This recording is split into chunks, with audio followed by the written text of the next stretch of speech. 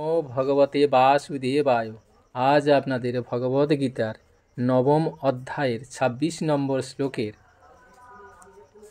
পত্রং পুষ্পং ফলং ত্বয়ং যো মে ভক্তা প্রযচ্ছতি তদহং ভক্তুপরহিতমস্নামি প্রযতাত্মনো।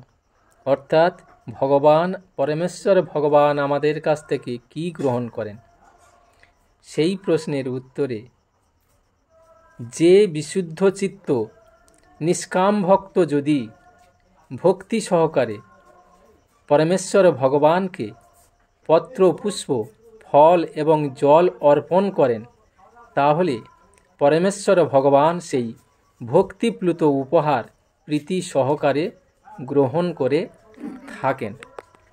পরমেশ্বর ভগবান স্বয়ং সম্পূর্ণ, তাঁর কারো কাছ থেকে কোনো কিছুই গ্রহণ করার প্রয়োজন নেই, কিন্তু তবুও তিনি প্রীতি ও ভালোবাসার বিনিময়ে তিনি তাঁর ভক্তের নৈবেদ্য গ্রহণ করেন, এবং সেগুলো হলো পত্র অর্থাৎ তুলসী পত্র, পুষ্প, ফল এবং জল। এটা যদি কোনো ভক্ত পরমেশ্বর ভগবানের কাছে নৈবেদ্য হিসাবে অর্পণ করেন, সেগুলি তার মধ্যে যদি ভক্তি এবং প্রেম ভালোবাসা থাকে, সেগুলিই তিনি স্বচ্ছন্দে গ্রহণ করেন।